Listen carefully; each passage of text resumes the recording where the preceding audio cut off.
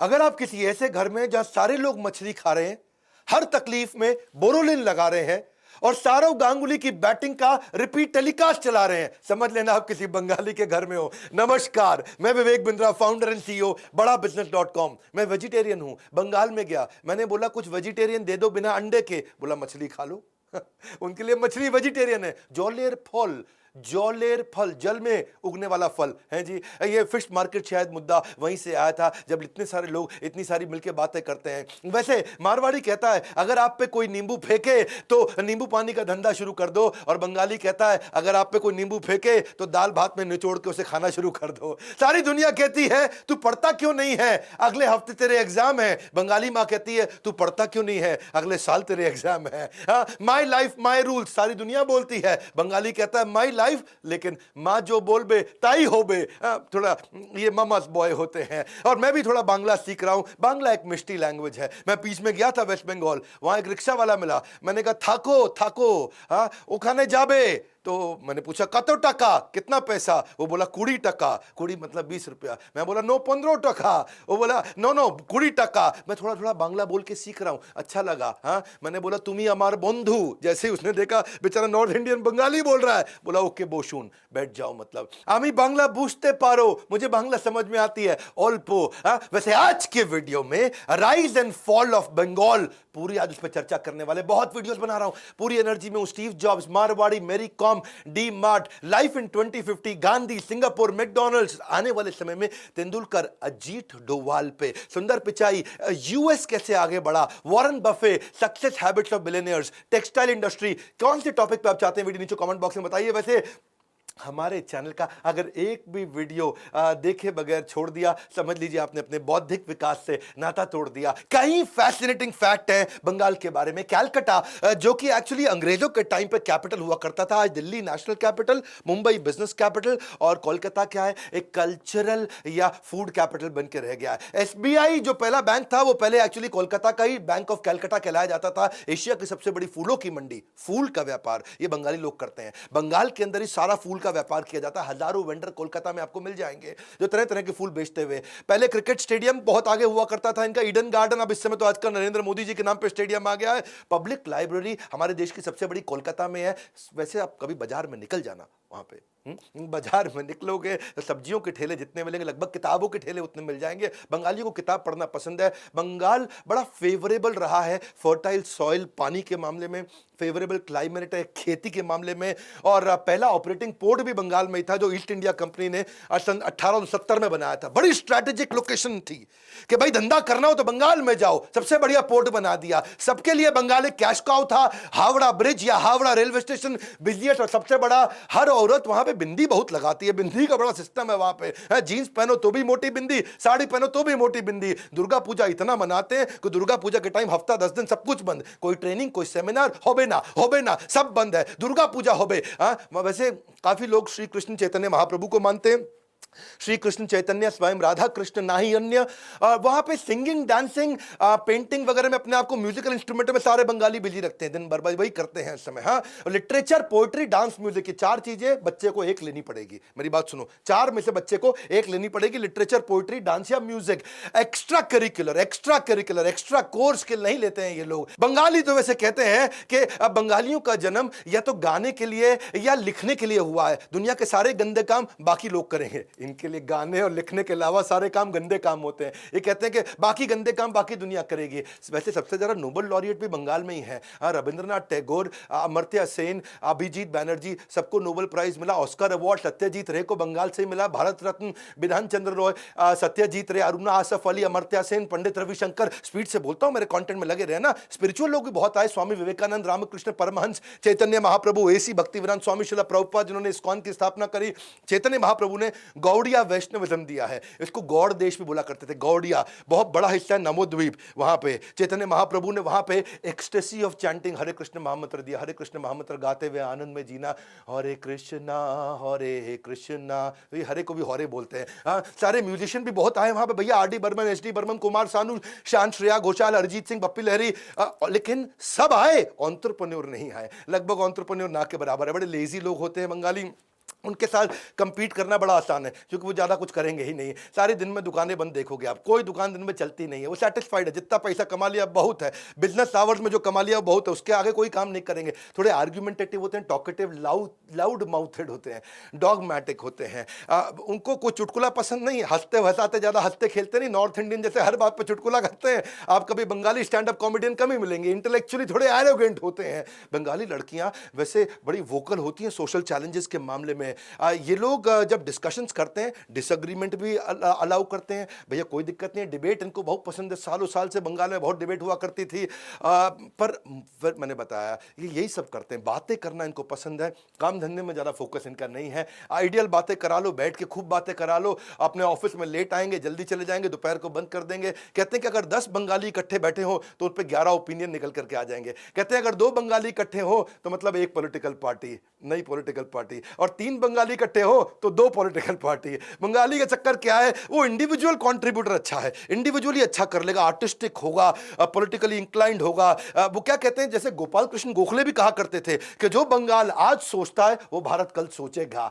ये रिस्क नहीं लेते हैं जिंदगी के अंदर, कम कम्युनिटी में रहते हैं। बंगाली बंगाली के साथ ही बंधु, तुम्ही अमर बंधु, तो बंगाली बंगाली के साथ ही दोस्ती करता, दूसरों पर ट्रस्ट करता ही नहीं, दूसरों के साथ रहता नहीं, क्लोज कम्युनिटी में रहते हैं। जैसे आप जानते हैं एक वेस्ट बंगाल दिल्ली के अंदर भी है, सीआर पार्क। ये थोड़े इसीलिए रेसिस्ट भी कभी कभी माने जाते हैं। इनके ऊपर थोड़ा सा ये आरोप लगता है कि भैया एम्बिशियस नहीं है। एवरेज इंडियन थोड़ा एम्बिशियस होता है, भाई कुछ बड़ा करेंगे। हाँ, जैसे गुजराती क्या बोलता है, जीवन में कहीं मोटू कर, वो इनको कुछ नहीं मोटू। हाँ, इनका क्या है, जीवन में घुमा अच्छे। घुमा अच्छे मतलब दाल भात खाबे, घुमा अच्छे। घुमा अच्छे मतलब घूमने नहीं जाते, घुमा अच्छे मतलब सोने चले जाते हैं। ये बांग्ला वर्ड है, घुमा अच्छे। हाँ, तो बंगाली का फैक्ट क्या है भैया, ये बंगाल के बाहर बंगाली फिर भी सफल है। बंगाल के अंदर क्या है, वैसे दुनिया में कितने बंगाली मालूम, लगभग 30 करोड़ हैं। 10 करोड़ वेस्ट बंगाल में है, 16 करोड़ बांग्लादेश में है, और बाकी थोड़ा आसाम, बिहार, त्रिपुरा, उड़ीसा में और मेघालय में भी हैं, और दुनिया के कुछ देशों में हैं। ये अपनी पुरानी जिंदगी की खूब बात करते हैं, क्योंकि पहले बंगाली बहुत सफल हुआ करते थे ना। अतीत की सुखद बातें करना इनको अच्छा लगता है। The favourite time pass is their pass time, जो पहले हुआ करता था बंगालियों के विषय में। थोड़ा बड़ा नॉस्टैल्जिक रहते हैं, उसको लेकर थोड़ा एक्साइटेड रहते हैं। और लेकिन नोबल लॉरियट्स की अपनी बात करते हैं। पर सच्चाई, आज सच्चाई क्या है, आज Gujarat is one of the most wealthiest state, पर Bengal is most densely populated state. ऐसा समझो कि गुजरात की जो per capita income, individual Gujarati की इनकम, आज एक गुजराती की एवरेज इनकम 2,52,000 रुपया साल की, पर बंगाल की उसकी आधी भी नहीं है, 1,15,000 रुपया। 2,52,000, 1,15,000। आज आपको पता है कि national crime records bureau NCRB कहता है कि पूरे देश के अंदर सबसे ज्यादा औरतों को अगर बेचा जाता है, बच्चों को बेचा जाता है, ह्यूमन ट्रैफिकिंग एंड अब्यूज, तो उसके अंदर बंगाल नंबर 1 पे है। इस समय इतना बुरा हाल है बंगाल के अंदर। 3/4 यानी कि 75% पॉपुलेशन तो केवल गांव के अंदर रहती है। बुरा हाल है, इतनी गरीबी है कि आज पूरे देश में 4 लाख भिखारी है, उनमें से लगभग 1 लाख खाली बंगाल के अंदर है। सुन लो भैया, 4 लाख भिखारी पूरे देश में, उसमें से 1 लाख खाली बंगाल के अंदर। इतना भिखारी है। Union ministry of social justice बोल रहा है, ये मैं नहीं बोल रहा हूँ। गरीबी इतनी ज़्यादा इसलिए क्योंकि अर्बनाइजेशन नहीं हो रहा, शहरीकरण नहीं हो रहा है, इंफ्रास्ट्रक्चर कमजोर है, वहाँ एंटरप्रेन्योर नहीं पैदा हुए ना, बेसिकली वहाँ पे बिजनेस नहीं कोई करता है, वहाँ बिजनेस जो हुए बंद हो गए, इलिटरेसी बहुत है वहाँ पे। आइडियल है, लोग खाली बैठे हैं। हाँ, कि होबे ना, कुछ होबे ना, हाँ किचु होबे ना। हाँ, वहाँ एक्सप्लॉइटेशन हुआ पैसे वाले लोगों का। पुअर इंफ्रास्ट्रक्चर, यानी कि जब रोड नहीं चलेगी, रेल नहीं होगी, एयर नहीं होगा, जब एजुकेशन इंस्टीट्यूशन नहीं होंगे, हॉस्पिटल, फ्लाईओवर्स नहीं होंगे, जब कोई स्पेशल इकोनॉमिक जोन या होटल्स नहीं होंगे। वैसे तो पहला अंडरग्राउंड मेट्रो अंग्रेजों के टाइम पे कोलकाता में बनाया, लेकिन आज किधर रह गया, खत्म हो गया। पहला इलेक्ट्रिक ट्राम सिस्टम वहां 1902 का बना था, आज उसको शट डाउन कर दे क्योंकि ट्रैफिक कंजेशन होता है।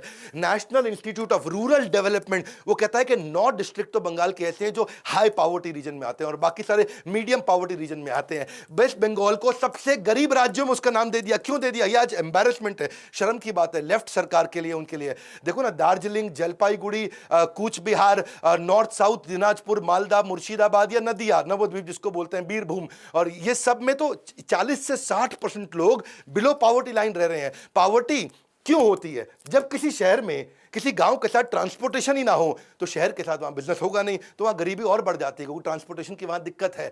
पावर्टी कब खत्म होती है, जब आप इकोनॉमिक प्रोडक्शन के जोन के नजदीक आ जाते हैं, जहां व्यापार बिजनेस हो रहा हो, जब उसके नजदीक रहते हैं तो वहां पे तनख्वाहें मिलती हैं, नौकरियां मिलती हैं। लेकिन हुआ क्या, वेस्ट बंगाल बन गया।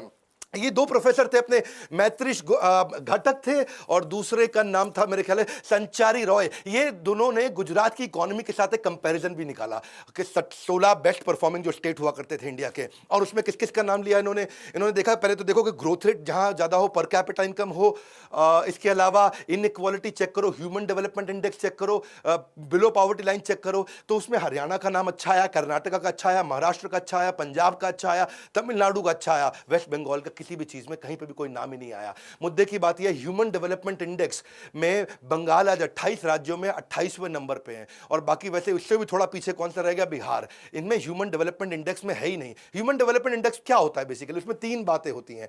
एक क्या होता है, उसके अंदर आपका एजुकेशन होता है, दूसरा हेल्थ होता है, और तीसरा पर कैपिटा इनकम। इन तीनों के मामले में इस समय बंगाल सबसे पिछड़े हुए राज्यों में है। फिस्कल डेफिसिट, फिस्कल डेफिसिट क्या है, डॉलर का आना ही और डॉलर का जाना। बंगाल के अंदर डॉलर आता ही नहीं है, क्योंकि वहां कोई एक्सपोर्टर ही नहीं बैठे हैं।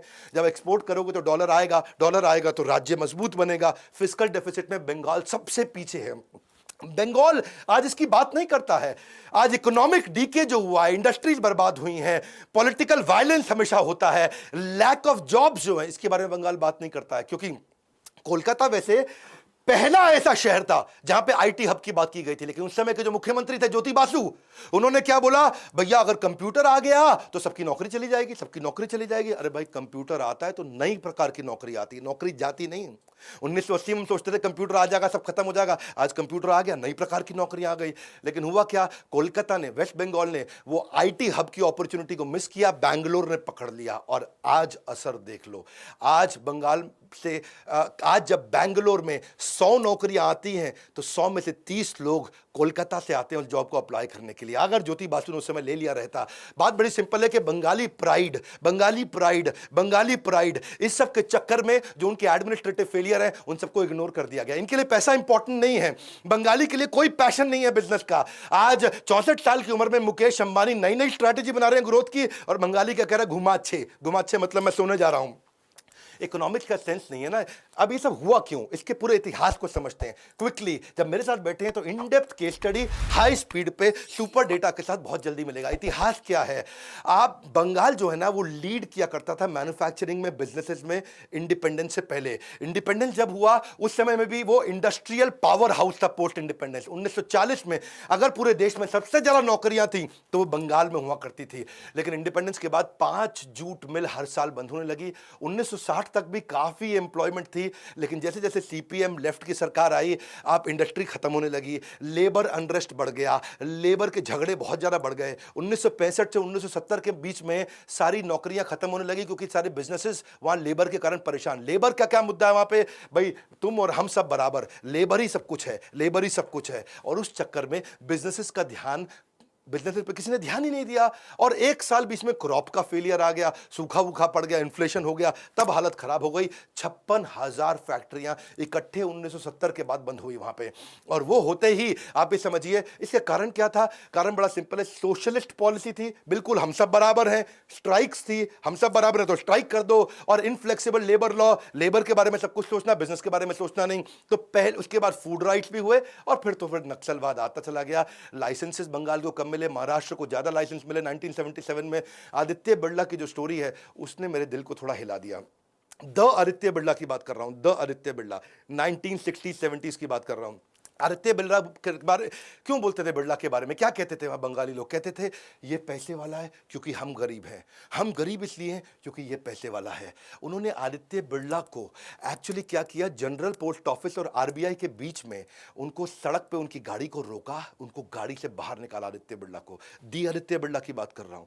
बाहर निकाल के उनके कपड़े फाड़े, उनकी कमीज फाड़ी, लोग हंसने लगे उनके ऊपर, उनकी पतलून भी फाड़ दी, पूरे कपड़े फाड़ के उनको कच्छे में, उनको अंडरगारमेंट्स में छोड़ दिया, और उनको बोला कि अब तुम इस समय इन 15 इंडिया एक्सचेंज प्लेस तक तुम पैदल चल के जाओगे। सारे बंगाली वहां जोर जोर से हंस रहे थे। और हुआ क्या, वो नंगे उस समय अंडरगारमेंट्स में आदित्य बिरला पैदल चलते गए, और पैदल चले, लोगों ने खूब मजाक उड़ाया। कुछ नहीं, वो घर पहुंचे, वहां से घर गए, अपने कपड़े पहने, गाड़ी लिया, फ्लाइट लिया, मुंबई चले गए। उस दिन के बाद कभी बंगाल वापस नहीं लौटे। वो उनका आखिरी दिन था बंगाल में। अपने सारा पैसा, अपने सारे ऑफिस वहां से मुंबई शिफ्ट कर दी है।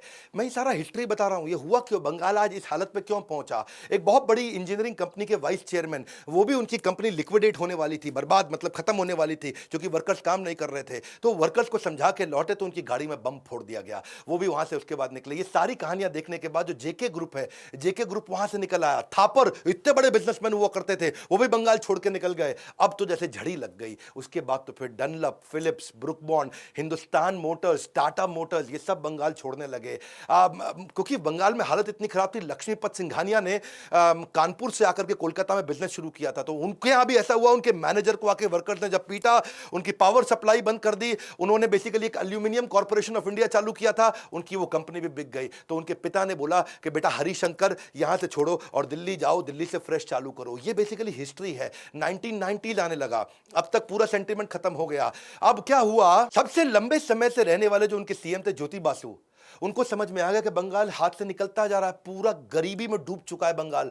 अब तो भैया कुछ बिजनेस लाने पड़ेंगे, लिबरलाइजेशन का समय आ गया। वो दुनिया भर में ट्रैवल करने गए, आओ बंगाल में आओ बिजनेस करो, बंगाल में आओ बिजनेस करो। उनकी मानसिकता बदली, सीपीएम की मानसिकता बदली कि भैया बिजनेस तो लाने पड़ेंगे यहाँ पे। और जब वो गए और दुनिया में लोगों ने उनकी सुनी नहीं आए लोग बिजनेस के लिए वहां पे। एक्स फैक्ट्री आउटपुट के मामले में 91 में जब वो 6% थे, वो 2001 आते आते 3.9% रह गया। यानी कि इतना प्रयास करने के बावजूद और आधा हो गया। केवल 6% बिजनेसेस बंगालियों के थे, 94% बिजनेस बंगाल के बाहर के लोग आके बंगाल में कर रहे थे। छोटे छोटे जो बिजनेस हुआ करते थे। बंगाल जो एक समय में बिजनेस कैपिटल था, अब वो बीमारू राज्य बन चुका था। बहरहाल रतन टाटा सोचे कोई बात नहीं, 2006 में मैं आता हूं, मैं बंगाल के अंदर चालू करूंगा टाटा नैनो। उन्होंने अनाउंस कर दिया, 1 लाख रुपए में लटक किया गाड़ी, और उन्होंने सिंगूर के अंदर फैक्ट्री लगाने का प्लान किया। वर्ल्ड चीपेस्ट गाड़ी बनाऊंगा 1 लाख के अंदर, और उनका प्लान किया था 2008 तक इस गाड़ी को रोल आउट कर दूंगा। वेस्ट बंगाल एंटी इंडस्ट्री माना जाता था।